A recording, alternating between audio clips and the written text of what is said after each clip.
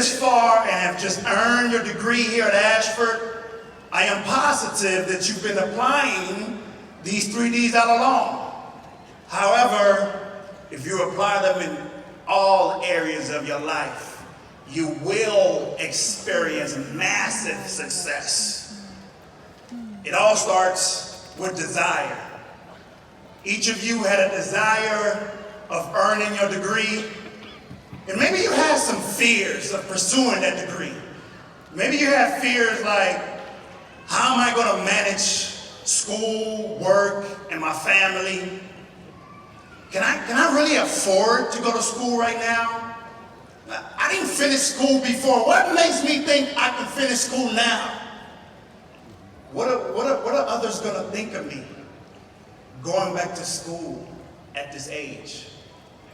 Now, I don't know what your fears were, but I know you had some fears, because I had fears when I decided to enroll at Ashford University after dropping out of school to pursue my basketball dreams.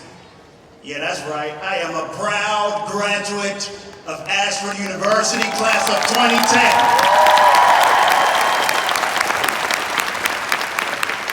But you see, my desire and your desire was greater than our fears.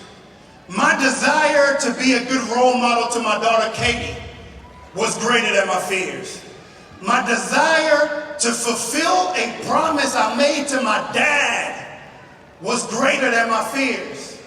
My desire to not be labeled as just an athlete was greater than my fears. Your desire was greater than your fears. It all starts with desire. The desire to accomplish a goal, the desire to finish what we started, the desire to be great at whatever we do, and you have that desire in you. After desire comes dedication. Now, I don't have to personally know you to know that in order for you to be sitting here in your lovely decorated cap and beautiful gowns, that it took some major dedication. Now, don't ask me why, but when I decided to go back to school, I did it at one of the most challenging times of my life. I was in my 4th year with the Harlem Globetrotters, traveling all over the world, and in the year and a half that it took me to complete my sociology degree, I played in over 500 games in 25 different countries and 150 different U.S. cities, racking up over 50,000 miles. Don't ask me why, but that's when I did it. Now, I remember one time, we were in Buenos Aires, Argentina. We were getting ready to play a huge game in front of a sold-out crowd at one of their most iconic arenas called Luna Park. Now, Luna Park is like their version of Madison Square Garden, so you can only imagine the energy in that arena. It's late on a Friday evening, and I have a paper due back in the U.S. Thanks, Ashford. So we're in the locker room getting ready, and this locker room is so small, we were just on top of each other. I love every single one of my teammates that I played with, but I didn't love them that much. So they're doing their thing, laughing, joking, listening to loud hip-hop music. And I'm in the corner of the locker room on my laptop working on this paper that I have to turn in before the game starts. Thanks, Ashford. So one of my teammates, he sees me. He walks over to me.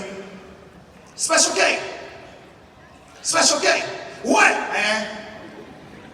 Man, how can you get any work done in this noisy locker room? I looked up at him, straight in his eyes, I said, Les, I didn't even know you guys were in here. You see, my dedication to earning my degree, it forced me to focus and not allow anything or anyone to get in between me and my goal. Now, family, I want to ask you this.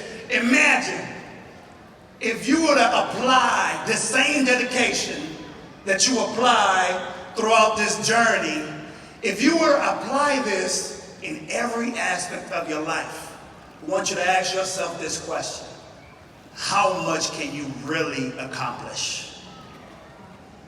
So after desire and dedication comes the most vital piece when attempting to achieve any goal. Now, as I shared the first 2 D's in my trifecta of success, I noticed a few of your heads nodding in agreement.